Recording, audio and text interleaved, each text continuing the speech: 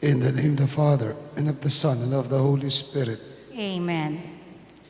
The grace and peace of God our Father and the Lord Jesus Christ be with you all. And with your spirit. My dear friends, we offer this Mass as thanksgiving of Hobert and Tess Orbeta, Maripe Sagum, Juris James, for the birthday thanksgiving of Maripe Sagum, Juris James La Bacho, Jumis Jade Bacho, for the birthday thanksgiving of Raynil Bailon, special intentions of Francis Villanueva and family, special intentions of Prime Group, Mayor June and Jen Tatanco, Karen Miranda Chan, Dain Tam Beltran, Kik and Ira Bautista, Marites de la Cruz, Orlando de la Cruz, Christian Carmela, Katrina Balito, Maricor Macaribo, Dr. William Lim, Dr. Will Pagalito Medina, Dr. Guillermo Baroa, Dr. Alvin Balatbat. For the thanksgiving of Mike and Erica Garcia, special intentions Sister Daisy Diaz, Kabigling Sisters of Cypress, California, Ningning Navarro. For the soul of for healing, Brother George Diaz, Brother Sing Garcia, Sir Songko, Norma Cabrera, Norma Balatbat, Lucy Navarro, and for the soul of our dearly departed, Lydia, Luisito, Belinda, Salud, Nanita, Brido, Maurino, Father Larry. My dear friends, for us to be worthy to celebrate the sacred mysteries, we call to mind our sins and ask the Lord for His pardon and mercy. Lord, You were sent to heal the contrite of heart. Lord, have mercy. Lord, have mercy. You came to call sinners. Christ, have mercy. Christ, have mercy. You are seated at the right hand of the Father. Intercede for us. Lord, Lord, have mercy. have mercy. May Almighty God have mercy on us, forgive us our sins, and bring us to life everlasting. Amen.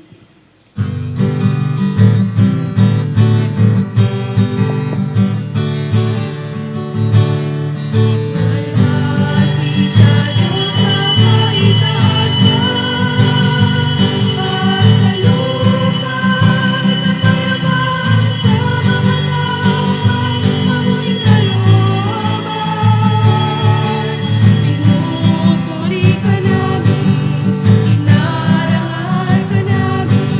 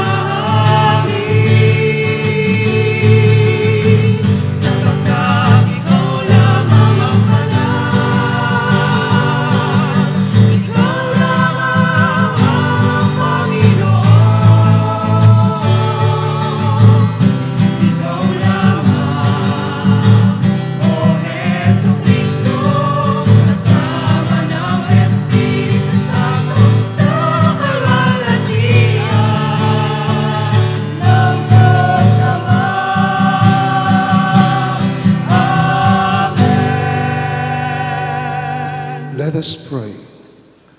Keep your family safe, O Lord, with unfailing care, that relying solely on the hope of heavenly grace, they may be defended always by your protection through our Lord Jesus Christ, your Son, who lives and reigns with you in the unity of the Holy Spirit, one God, forever and ever. Amen.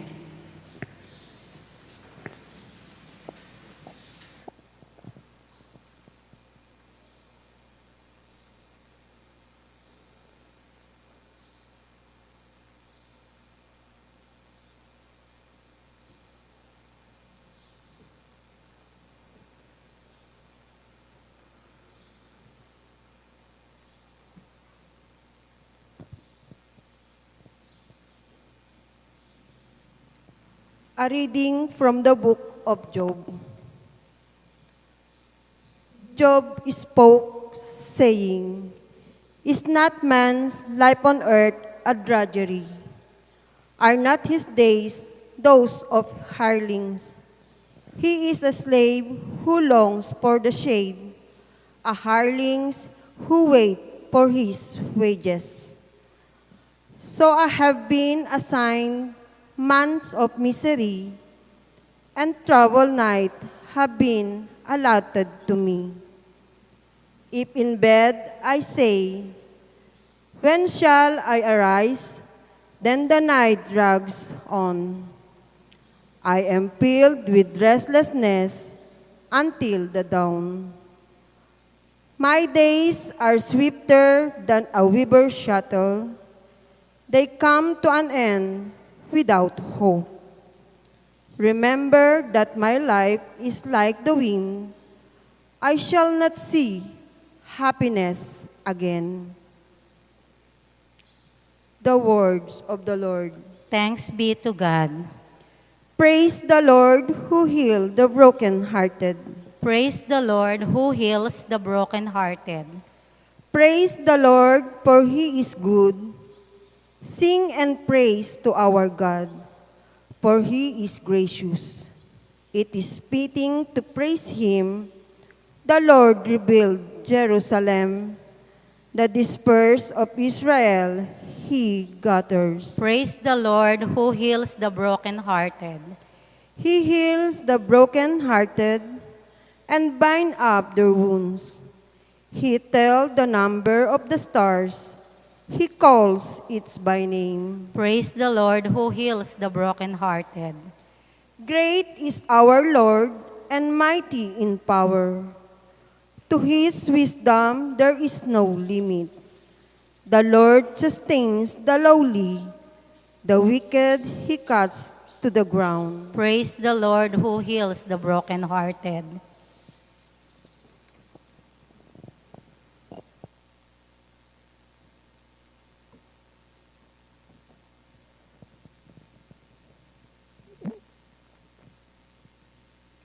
A reading from the first letter of St. Paul to the Corinthians. Brothers and sisters, if I preach the gospel, this is no reason for me to boast, for an obligation has been imposed on me, and woe to me if I do not preach it.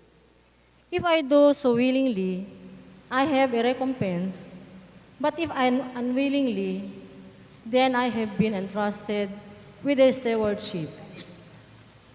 What then is my recompense? That when I preach, I offer the gospel, free of charge, so as not to make a fool of my right in the gospel.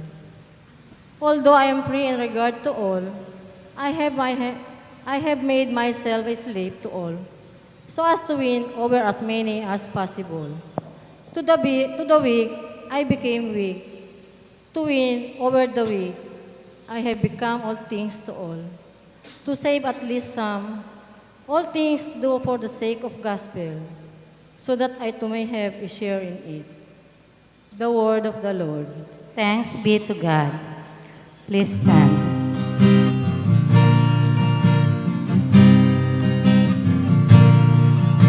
Sing hallelujah to the Sing hallelujah to the Sing hallelujah to the Sing hallelujah. Sing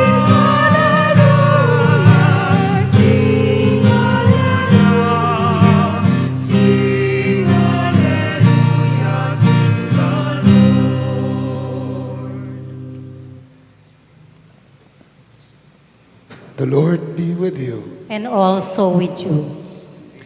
A reading from the Holy Gospel according to Mark. Glory to you, O Lord.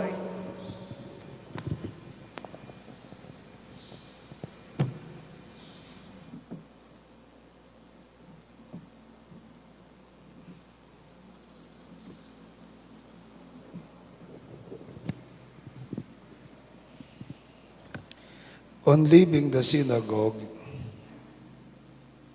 Jesus entered the house of Simon and Andrew with James and John.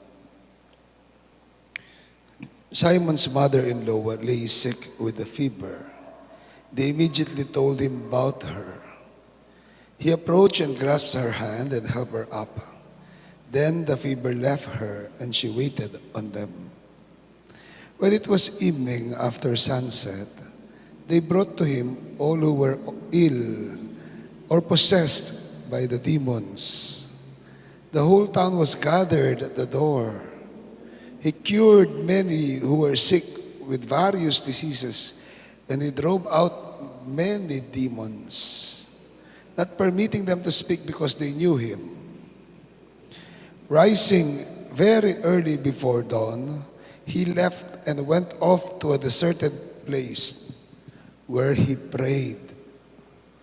Simon and those who were with him pursued him, and on finding him said, "Everyone is looking for you."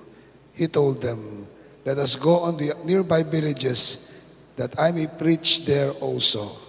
For this purpose I have come."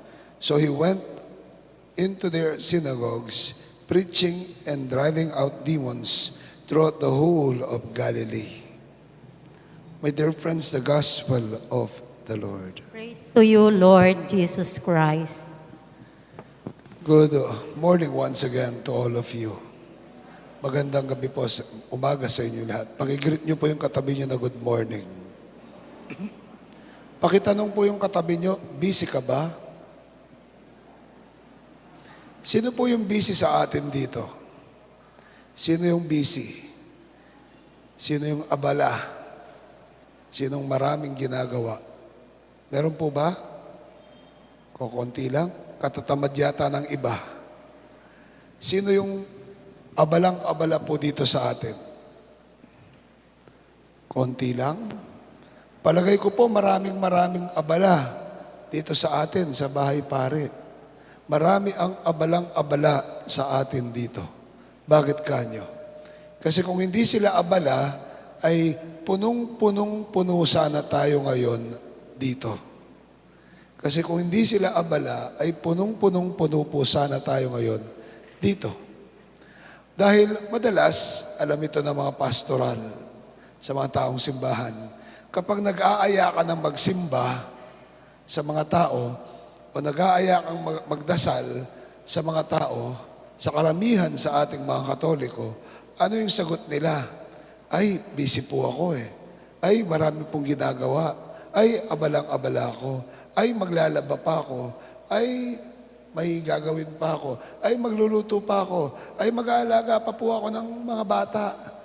Ay, maglilinis pa po ako ng bahay.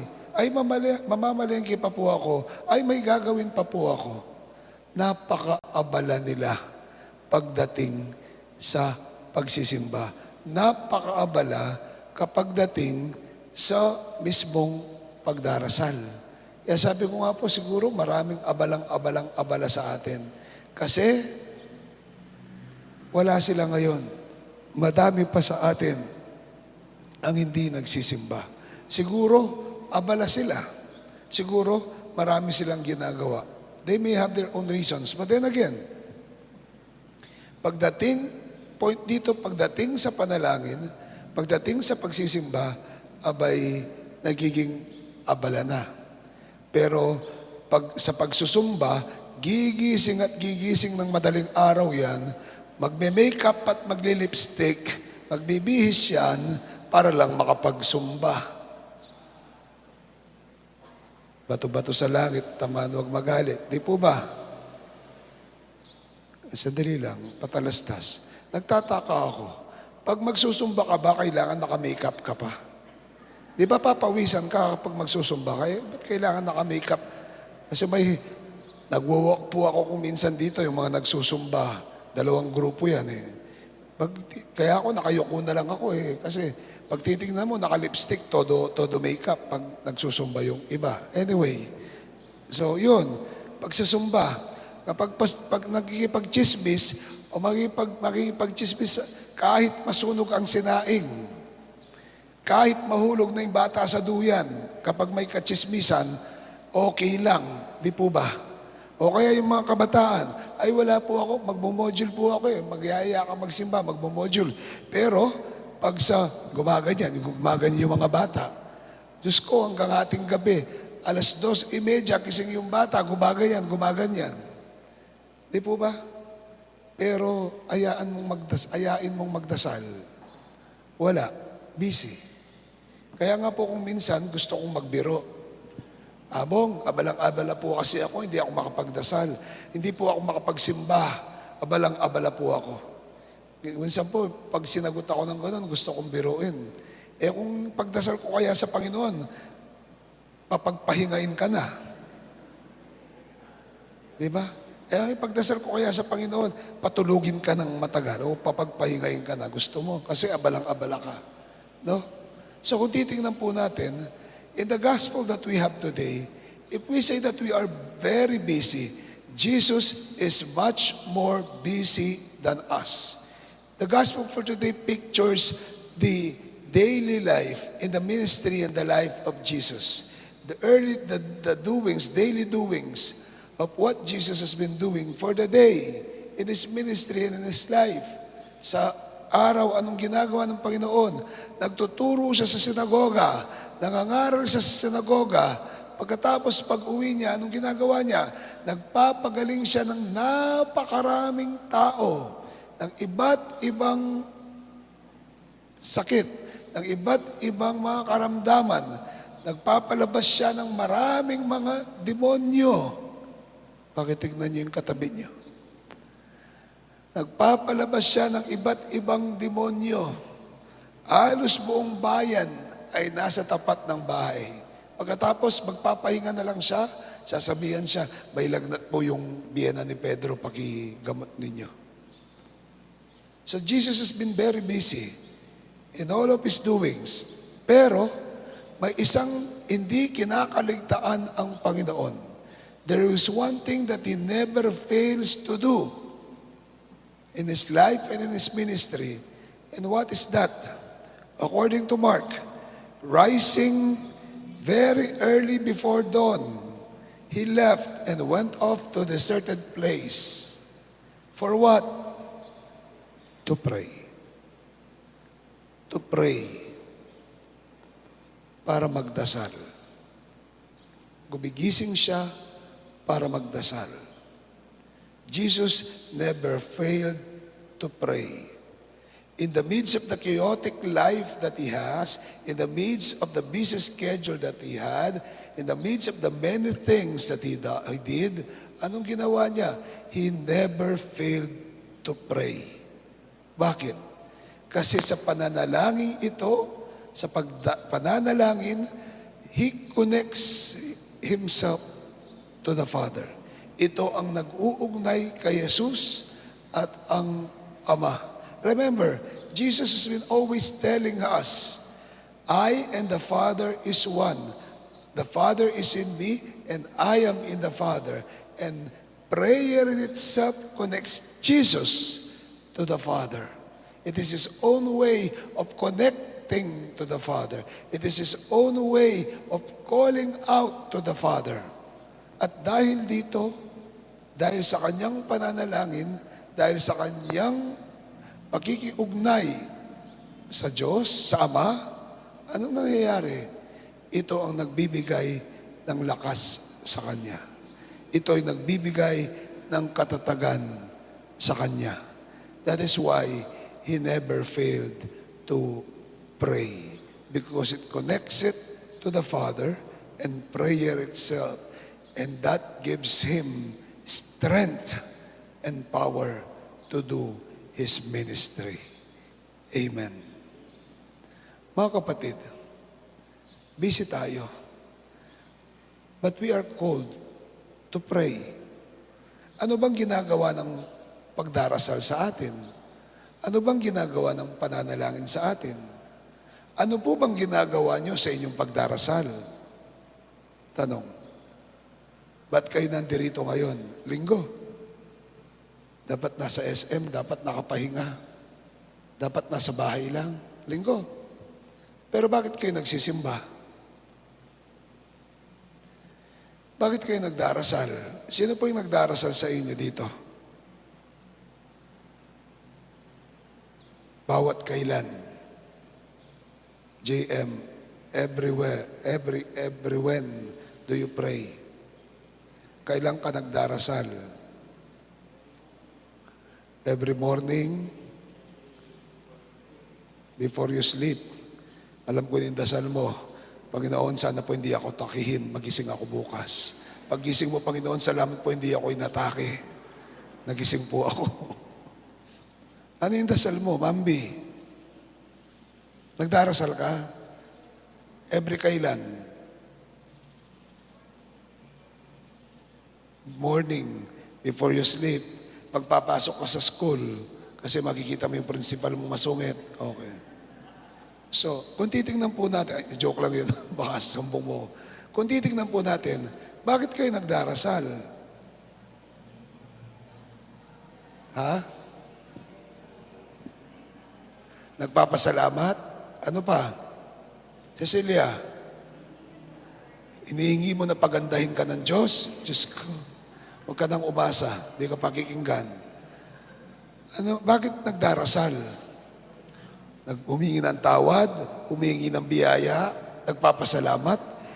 Is that all that you do in prayer? We pray not only because we ask for something, not only because we ask for something, but it is in prayer that we connect ourselves to God. Sa panalangin natin, iniuugnay ang ating sarili sa Diyos. It is in prayer that we connect ourselves to God. Na kung saan sa ating pananalangin, ang nangungusap ay hindi lamang ang ating mga bibig, kundi ang ating puso, ang ating kaluluwa. It is our connection to God. And it is our life. Because if we fail to pray, our soul will be lifeless. Anong sabi po ni Padre Pio, San Padre Pio?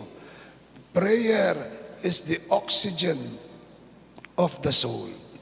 Prayer is the oxygen of the soul. Tanggalin mo ang panalangin, mawawalan ng saysay ang iyong kaluluwa. Tanggalin mo ang panalangin, mawawalan tayo ng connection sa Diyos. Tanggalin mo ang panalangin, mawawalan tayo ng ugnayan sa Diyos.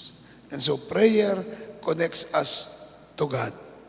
Secondly, prayer connects us to ourselves. Among di ba tayo mukhang tanga nun? Di ba tayo mukhang eng-eng nun? We connect with ourselves? Yes. We need to connect with ourselves. Sabi nyo nga po, kayo'y abala. Tayo'y abala. Abalang-abala tayo dahil marami tayong inaabala. Marami tayong inaabala. Marami tayong iniisip. And because of that, what happens? We fail to connect with ourselves. And it is through prayer that we connect ourselves with our inner self. Sa panalangin, may ginagawa po tayo. Hindi lang tayo nagpapasalamat, hindi lang tayo humingi ng tawad. Anong ginagawa natin? Meron tayong sinasabi sa English, examination of conscience. We examine our conscience in prayer. Sinusuri natin ang ating sarili. Sinusuri natin ang ating kalooban. Sinusuri natin ang ating puso sa ating pananalangin. Hindi ka lang humihingi, sinusuri mo yung sarili. At sa pagsusuri mo sa sarili mo, nakikita mo, nalalaman mo, tinatanong mo, saan ka na ba? Saan ka ba papupunta? May halaga ba yung ginawa mo? Yung araw na nakaraan, anong naging bungang mabuti nito sa iyo at sa iyong buhay? Pwede po tayong mabuhay. Pwede tayong mabuhay. Pero tanong, maging makabuluhan bang buhay mo? Pwede kang mabuhay.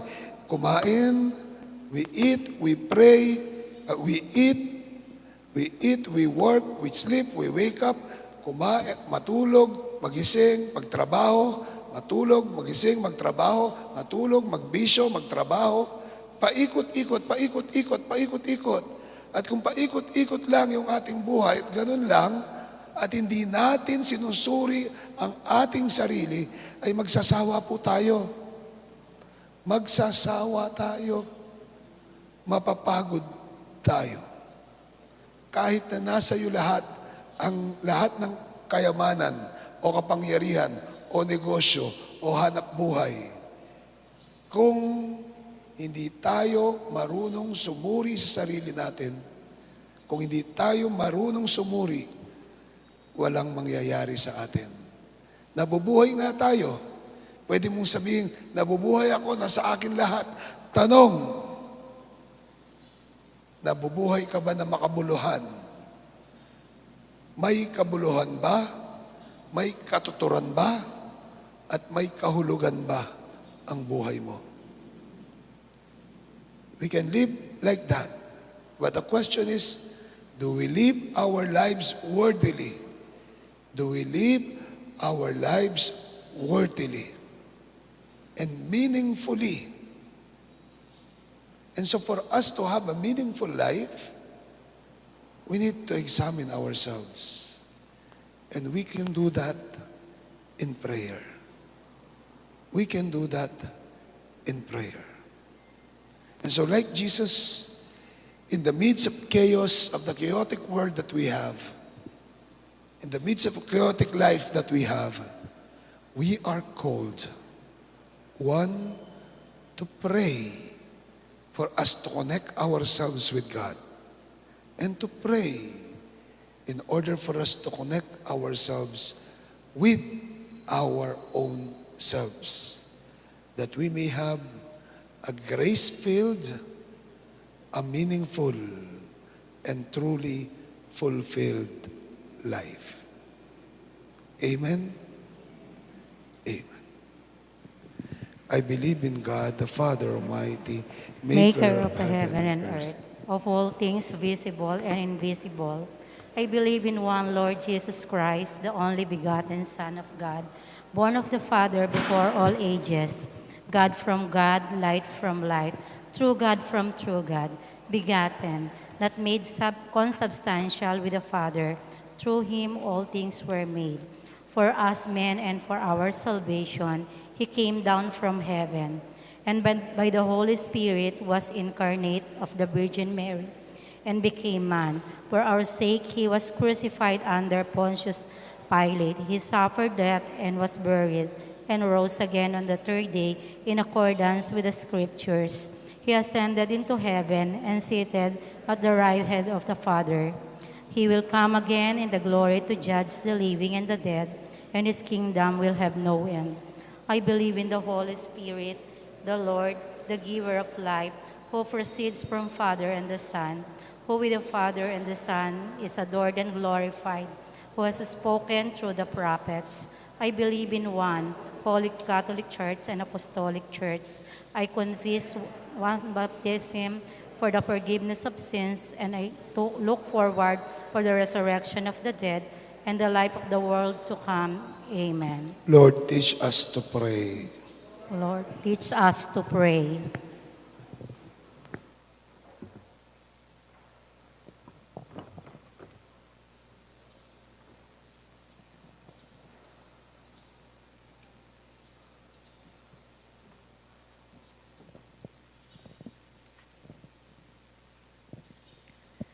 May Pope Francis, our bishops, and our priests continue to serve as stewards of the gospel and nourish us with the life-giving body and blood of Christ. We pray. Lord, teach us to pray.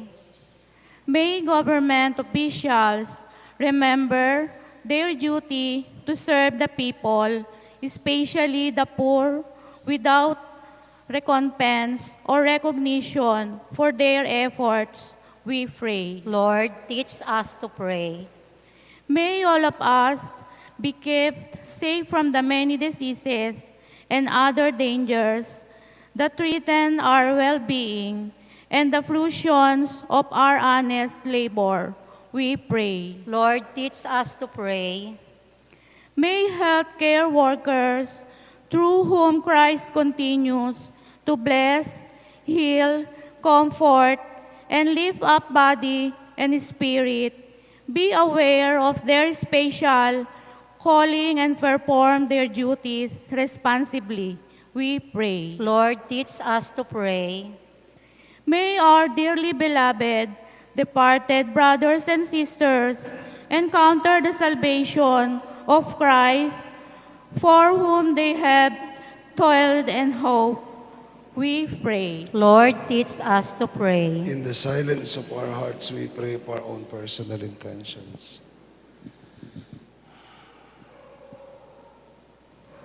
Lord, these are our prayers. These are the intentions of our hearts. We pray that through this, we may truly feel your grace in every prayer that we say, through Christ our Lord. Amen.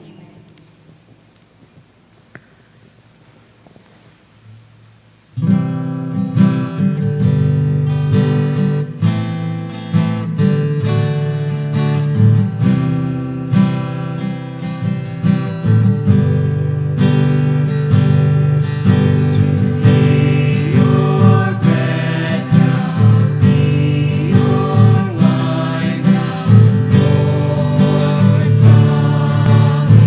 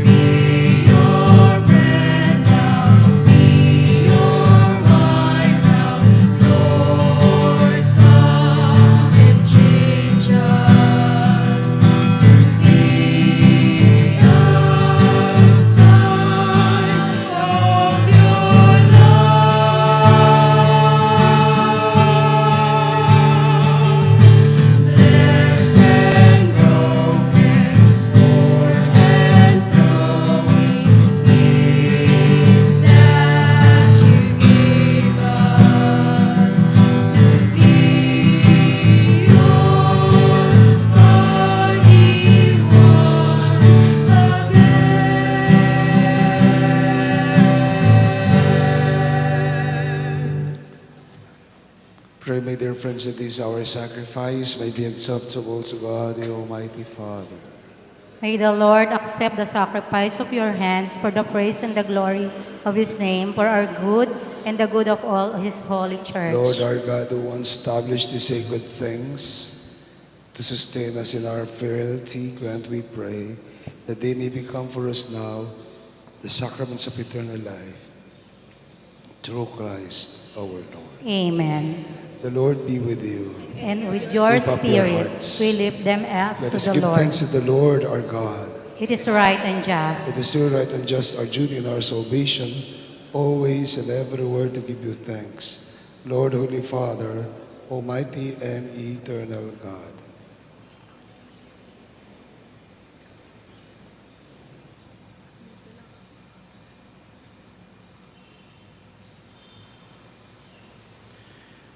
For in you we live and move and have our being. And while in this body, we may not only experience the daily effects of your care, but even now possess the pledge of eternal life.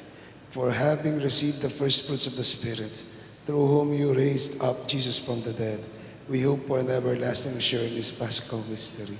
And so with all the angels and saints, we praise you forever.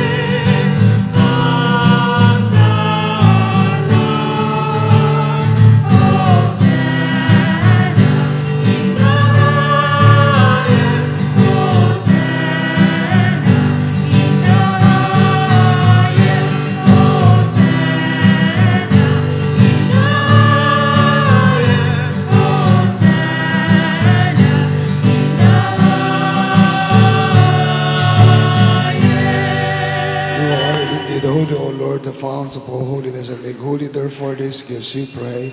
But send out your Spirit upon them like the dewfall, that they may become for us the body and blood of our Lord Jesus Christ. At the time he was betrayed and entered willingly into his passion, he took bread and giving thanks, broke it, gave it to his friends, saying, "Take this, all of you, and eat of it, for this is my body which will be given up for you."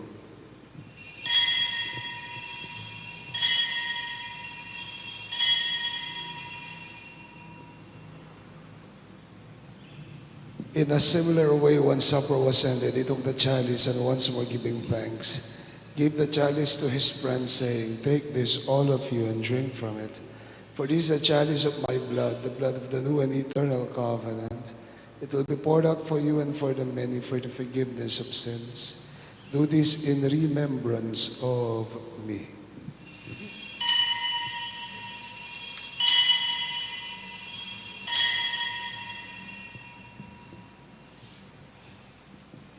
The mystery of faith.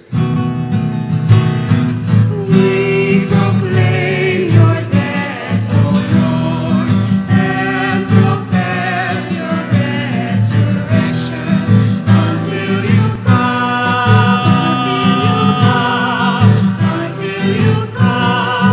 again. Therefore, as we celebrate the memorial feast of the resurrection, we offer, Lord, the bread of life and the chalice of salvation, giving thanks that you have all those worthy to stand in your presence and minister to you. Humbly we pray that partaking of the body and blood of Christ, we may be gathered into one by the Holy Spirit. Remember, Lord, your church spread throughout the world and bring her to the fullness of charity. Together with Francis, our Pope, Laurentino, our Archbishop, Pasiano is Emeritus, and all the bishops with the clergy, and your children whom you have gathered here before your altar. Remember also our brothers and sisters who have fallen asleep in the hope of the resurrection, and all have died in your mercy. Welcome them into the light of your face. and have mercy on us all, we pray, that with the Blessed Virgin Mary, Mother of God, with Saint Joseph, her most chaste spouse, with the blessed apostles and all the saints who have pleased you throughout the ages, we may be worthy to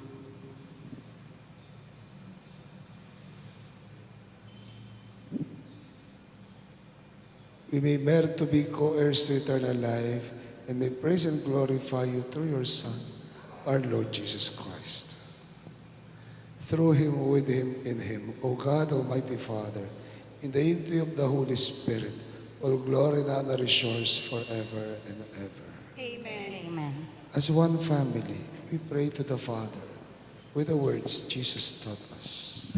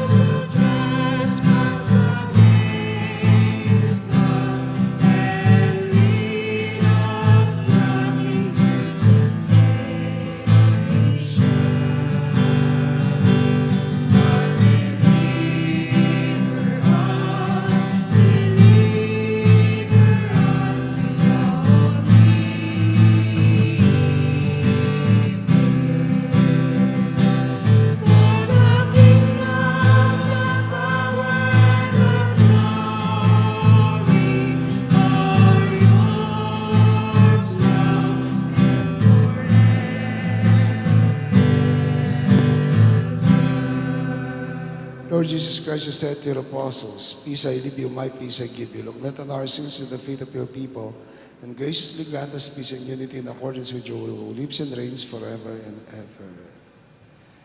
Amen.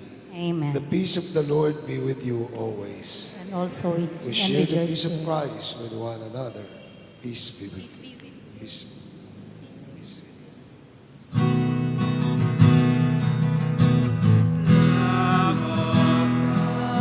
You take away the sins of the world. Have mercy on us.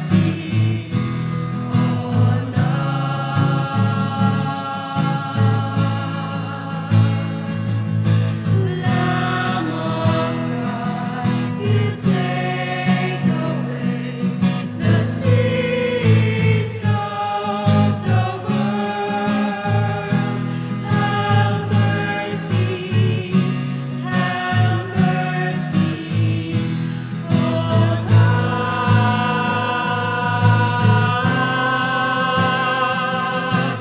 Lamb of God, you take away the sins of the world. Grant us peace. Grant us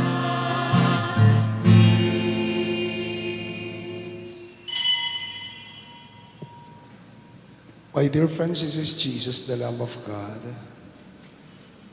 the God who hears our prayers, the God who is with us in our prayers. Happy are we invited to join him in this holy meal. Lord, I am not worthy that you should enter under my roof, but only say the word, and my soul shall be healed. Spiritual communion. My Jesus, I believe that you are present in the most holy sacrament. I love you above all things, and I desire to receive you into my soul. Since I cannot at this moment receive you sacramentally, come at least spiritually into my heart. I embrace you as if you were already there, and I unite myself wholly to you. Never permit me to be separated from you. Amen. Amen.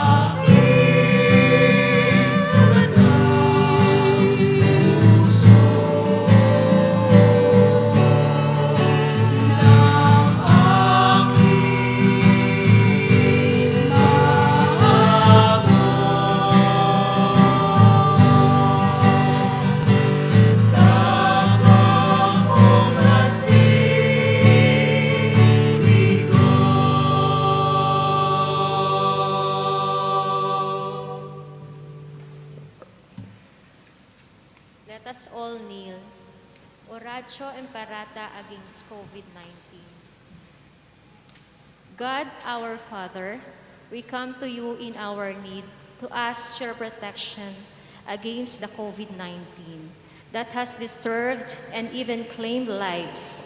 We pray that you guide the people tasked to find cures for this disease and to stem its transmission.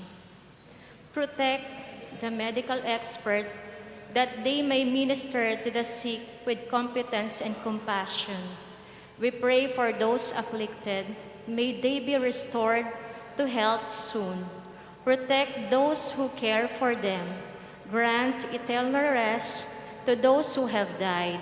Give us the grace in this trying time to work for the good of all and to help those in need.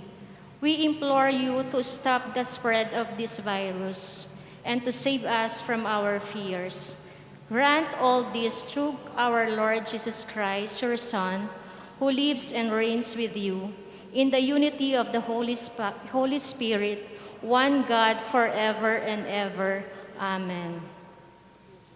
Virgen de los Remedios, pray for us. Saint Raphael, the Archangel, pray for us. Saint Roch, pray for us. Saint Lorenzo Ruiz, pray for us. Saint Pedro Calungsod, pray for us. Saint Pio of Pietralcina, pray for us. Saint John Paul II, pray for us. Saint Teresa of Calcutta, pray for us. Saint Serapion, pray for us. Saint Peter Nolasco, pray for us. Our Mother and Patroness, the Nuestra Señora de la Merced, pray for us.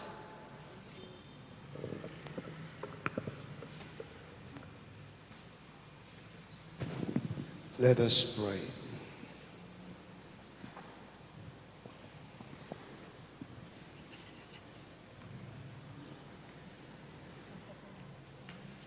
O God, who have willed that we may be partakers in the one bread and the one chalice, grant us, we pray, so to live that one made one in Christ, we may joyfully bear fruit for the salvation of the world, through Christ our Lord. Amen. Marriage banns. Joel Aniola from San Fernando, La Union. Nais maikasal kay Danica Carla David from Lubao, March 7, 2021, Nuestra Señora de la Merced. Jerdy Sanguyo from Bisal San Pablo. Rhea Parungaw, Bisal Santo Niño, March 20, Nuestra Señora de la Merced. Erwin Canasa, Bisal San Pablo. Maylin Sunjam, Bisal San Pablo, March 27, 2021, Nuestra Señora de la Merced. Kung may alam po kayong sagabal sa kanilang kasal, makialam kayo sa ating opisina. On February 17 will be Ash Wednesday. We will be having our masses, our Mass and Blessing of Ashes.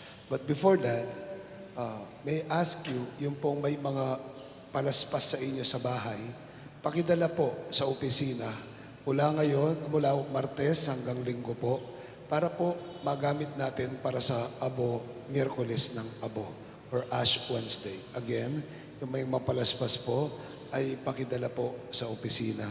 Martes, alas 9 ng umaga hanggang Linggo po, para po sa Miyerkules de Ceniza.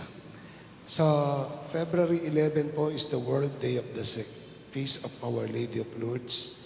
Yung po mga may sakit na nasa bahay, kung pwede po sila ay mag-online mass na lamang. Tayo po ay magkakaroon ng pananalangin para sa mga may sakit. Salamat po. Assignment po natin, please make sure to make time for prayer. Daily. Make sure to make time, to make a space for prayer. Amen? Amen. Salamat po. Lastly, I would like to thank all those who have participated, those who have prepared, and those who have helped us for the celebration of Kanda Parokya yesterday. At ang pag-uwi sa Kandaba ng original at mapag-iwalang imahe ng Nuestra Señora de la Merced kahapon. In a special way, I would like to thank the PNP, Philippine National Police, for escorting us and allowing us to have that short motorcade yesterday. Maraming salamat po. Sumayin nyo, the Lord be with you. And also, And may Almighty God bless you and keep you and your families, the Father, the Son, and the Holy Spirit. Our Mass has been offered. Go and let us continuously be in prayer with the Lord. thanks be to God. Good morning to all of you and have a blessed Sunday. And God bless you.